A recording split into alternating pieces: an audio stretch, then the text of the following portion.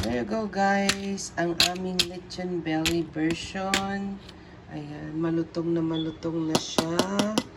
Ayan, kung sino po ang gustong mag-order, ayan, message nyo lang kami sa amin.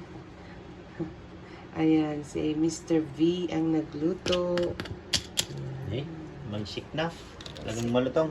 Anuin nga natin kung malutong. Pagatin natin. Ooh. Wow. Easy more. Malutong.